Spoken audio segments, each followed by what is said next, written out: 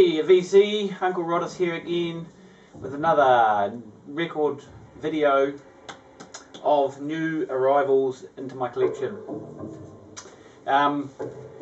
Miserable wet spring day here. We've had quite a lot of rain, so everything's going to be green and growing fast, but it's great, we needed it, and it gives me the opportunity to stay inside and do some work and make a video, as well as do some other big chores around the house I need to do. So it's been a pretty monumental week in world affairs. As we all know, Donald Trump was elected President of the United States this week. Kind of a shock, really, to be honest. Just hope the hell that he doesn't live up to the negative image that has been portrayed of him in the media. From afar here, it doesn't look like a particularly mouth-watering prospect, so we'll just have to wait and see what happens, but it's going to be pretty unpredictable, I suspect, as to what he's going to do. Anyway, enough of that crap, onto the music.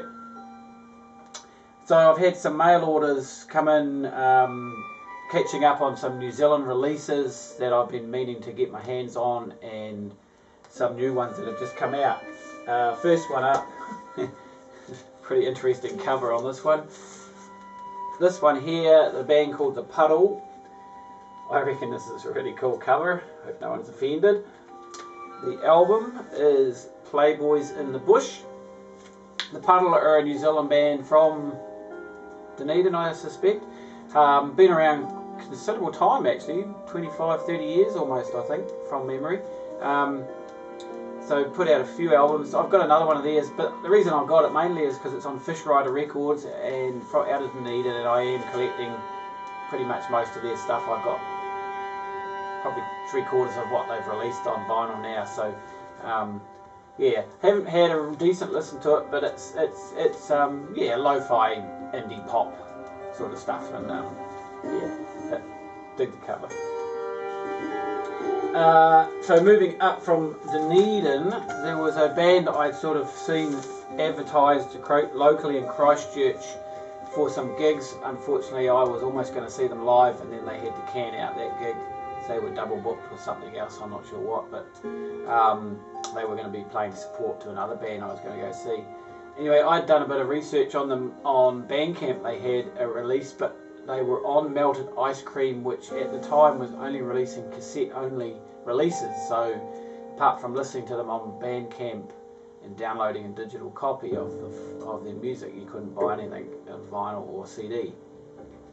Fortunately, they've put out or reissued their last EP. They haven't got a lot of music out on a physical format. There is quite a bit around on their Bandcamp site, going back to around about 2011, so there is potential for them to reissue some of their music on vinyl, some fully-fledged albums. But anyway, this is an EP. The band, The Dance Asthmatics and Lifetime of Secretion. This is pretty dark. This is pretty dark music, pretty alternative, really good. Absolutely, I love it. Absolutely good. The first two tracks on side one, just outstanding.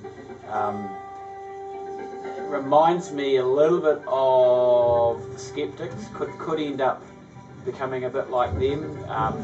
Semi-industrial and gothic, dark, brooding. Yeah, fantastic EP. Highly recommend it. Out on, well, I got it through their Bandcamp site. It's out on Melted Ice Cream. Melted Ice Cream, they're a local label who are now getting into vinyl releases. So, and looking out, I've got the 3 albums that they have released so far. I've got all of them. There is an EP that they put out, which I don't have.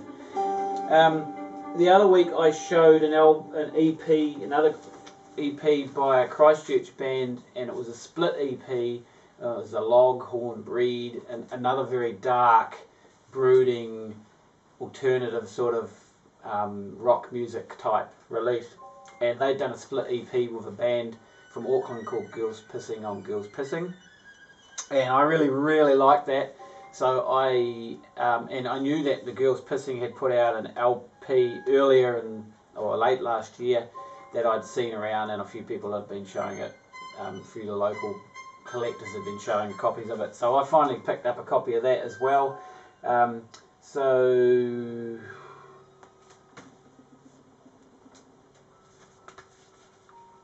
yeah,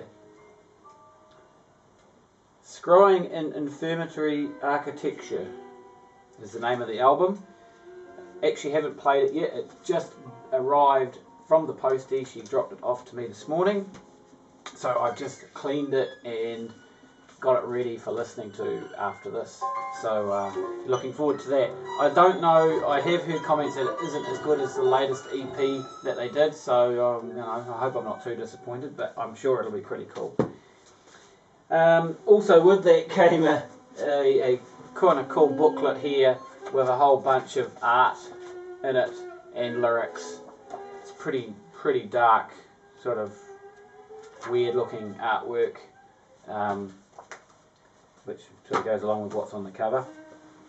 And they also sent this kind of picture here with it, which was actually on the outside of it in the package. So anyway, so I'm looking forward to that. And then on Thursday I had an appointment in town to go and see a doctor, and whilst in town I found myself in the record shop. Fancy that. Not sure how that happened. Anyway, so I was browsing, and as I do, pretty much first thing I do is I go to the New Zealand music collection, second-hand music bins, and I flick through there. Wasn't finding anything that particularly got me excited. There were some interesting releases. I didn't have a lot of money to spend, so I had to be pretty careful. I was hoping I wasn't going to find anything that went, you know, for $50 it was jaw-dropping and couldn't leave it there. And fortunately I didn't. So actually I got right through the collection, and I had a couple that I was sort of going to go back and have a look at, possibly. There was actually a Builders compilation in there for $20, which was surprising, because their stuff usually sells for a bit more than that. So I might keep an eye out and see if that's still there next time. But I got to the various artist sections, and I was looking through there because I'm keeping my eye out for the Kiwi Pacific releases from the New Zealand Composer Series from the early 70s up to the mid 80s at least, I think. And I know Chris Walker had shown a couple of compilations which I would be quite keen to get my hands on, so I was looking through there, and lo and behold, what do I find? I find a whole bunch of Kiwi Pacific releases on vinyl from the late 1970s and early 80s. This is one of them playing in the background. $5 each, all in pretty good nick. Someone obviously had sold a collection to them. There was a couple of others there I didn't pick up that weren't New Zealand music. They were just New Zealand musicians playing overseas contemporary or overseas classical type music. But these ones here are identifiable because they have the New Zealand Composer Edition written on them. This is the latest one of the series, from 1986, and it is called Dark Wind, Spring Rain, which is pretty much, I think, the name of the two tracks that are on the album, one per side. Violin and piano from Jonathan Besser and Chris Prosser. Now, I'd never heard of either of them. Actually, both of them weren't born in New Zealand, from what I can read on the back here.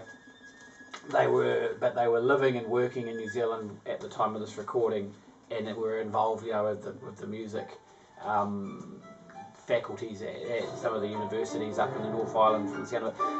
This is the most avant-garde of all the recordings that I've picked up, and it's freaking good. I'm really, really impressed with it.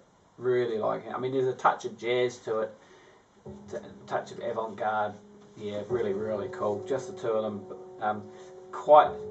The jazz side of it is because there is quite a bit of improvisation on this record. So that is a really good score. I'm really impressed with that. And then the rest of them is this one here, Prisms, the Auckland Choir. So this is 4 tracks, all again New Zealand Composer Series. 4 tracks by a lady called Jenny McLeod, a man called Ross Harris, another person called Lyle Creaswell, I assume is a man, and David Hamilton, from 79 to 83. These, being a choir, these are mostly vocal tracks, but not that conventional. Yeah, really cool. I'm really impressed with them. The last track, is it the last one? David Hamilton track, I think. Was it? No, maybe it was. One of the tracks here has a synthesizer droney in the background with a bit of electronics, so that's really cool. But most of it's just vocal. But and I'm not particularly a big choral sort of guy, you know, that sort of thing. But this is good. I mean, it's modern stuff. It does have obviously that classical feel to it, but it's really good. So I was impressed with that. Glad to have that. These were only $5 each too, by the way. So I picked them up and they're in good nick. I mean, they're in, you know, very good plus, very good to very good plus. There are some marks I'm going to crackle on them. Music by Edwin Carr, from 1979. So there's 2 sides to this. There's a vocal side, I think. Hang on, that might be the other one I'm thinking of. The Snow Maiden Ballet for Young People and Night Music. But this was recorded by the Queensland Symphony Orchestra. Now, Edwin Carr was a New Zealand-born composer, although he did spend most of his time in Australia and England. I mean, I picked up another record that I'd shown a wee while back that had him, a composition of his on it, and he was living in England at the time in the late 70s, no, early 70s, so maybe he came back to New Zealand, I don't know. Anyway, yeah, I've had a quick listen to this one. I can't say too much about the music on that one. And then another one of his, again, music by Edwin Carr. So this is the one, the first side has the Mardi Gras Overture, which is really cool, and then 7 medieval lyrics, which is basically some lyrics that he's set to vocal. He had vocalised by the Jubilee Singers. Now, I'm not sure if he's written the lyrics or he's just calling them that, because there's some interesting tracks. One's called Poor Me, Why Does My Husband Beat Me, which is quite interesting. And then side 2 is Concerto for Piano and Orchestra. Again, the Queensland Symphony Orchestra around about the same time as the previous, or the year before from the previous one. This is pretty cool. We listened to this. Friend came over the other night. We had listened to a few of these, and I'm really stoked to find them, to be honest. Really cool, because I mean it's exactly what I've been looking for. And the last one, this one here, the Auckland Choir, and I was talking to Ed when he came around, and he was familiar with them from a few years ago. They've been around a long time, maybe still going as a choir. And of course, again, New Zealand Composer Edition. This was from 1978, around about 77. And there's tracks. So I'm looking at it. There's a track by Jack Body, which I've heard some of his other stuff, and to be honest, it was actually quite conventional, very Gregorian sounding piece. Again, you know, all vocal choir, with a bit of background music in them. Gillian Whitehead was another one I'd heard of, and of course John Rimmer is another one I'm familiar with now from some of the other records I've picked up. So 5 records for $20. Great collection, good nick, really cool. Great to get more familiar with New Zealand's contemporary classical music from the 1970s and early 80s. And the last one I picked up, which is a little bit different, again, it's on Kiwi Pacific Records. It's called Roadshow. It's a, well, I wouldn't call it a soundtrack per se, but the Roadshow was a stunning 60-minute multimedia stage show aimed at our worst social problem, death and injuries on the road. And I remember this. This went around in the 1980s. Yeah, it was like a stage play with music. There's a booklet in there which shows some pictures from it. And basically, they toured all the major cities in New Zealand in the 82, 83, and all of the high schools sent their pupils along to see it. And I had to listen to this. This is really quite a cool record. It's a little bit corny in places, as you'd expect, from sort of a government-sponsored kind of musical, per se. But there's some great playing on here, some really cool progressive, fusion-y type jazz on here, and mixed in with pop and some, yeah, I don't know how you would describe it. To be honest, the nearest comparison I could get, and mostly only New Zealanders would be familiar, would be with the Blurter, which was Bruno Lawrence's travelling ensemble, which used to go around and do multimedia stage shows, and I think this is probably based on that. And they used to do some pretty far out progressive fusiony type jazz music, which I really like. I've got a CD of the compilation of these. Their records are very, very hard to find and very expensive. But yeah, good. So this is a really interesting, good nick. And the only downside, I guess, is I remember going to the show. I don't remember much about it, and I obviously didn't learn a lot from it because it wasn't that much further down the track that I learned to drive and also learned to drink, and combined the two quite well, unfortunately. So we were pretty lucky that no one was ever killed. It was pretty stupid. Just quickly to finish off, a bunch of rattled CD, jazz CDs and other various things have turned up over the last week or two. So this one's called Hip Flask.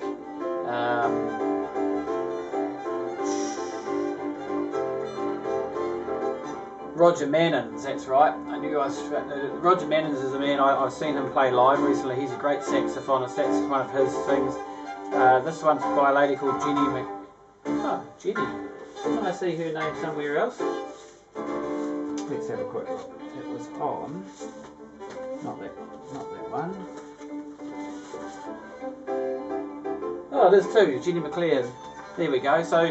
Yeah, cool. So she's still around, and this is her latest CD out. Some piano pieces that she's done, 24 tone clocks, played by New Zealand's premier pianist Michael Houston. This one here is called Sway by the New Zealand Trio, which is our it's violins, cello and piano. They're really cool.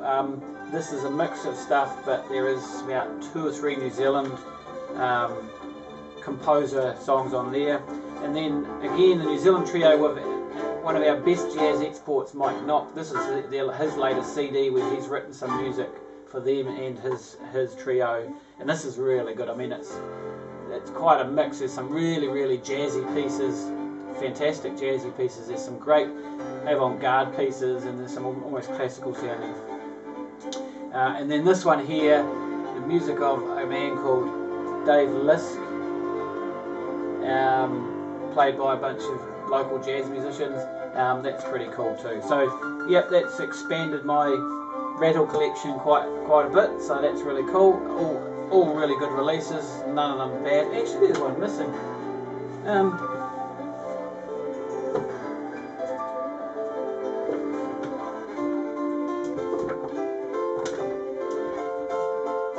can't find it.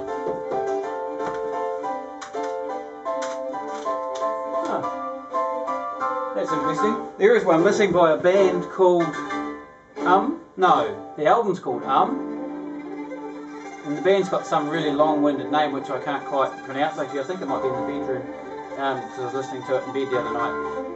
The reason I got that one was a freebie because basically for the second time in a row they've sent me some CDs without any actual CD in the package.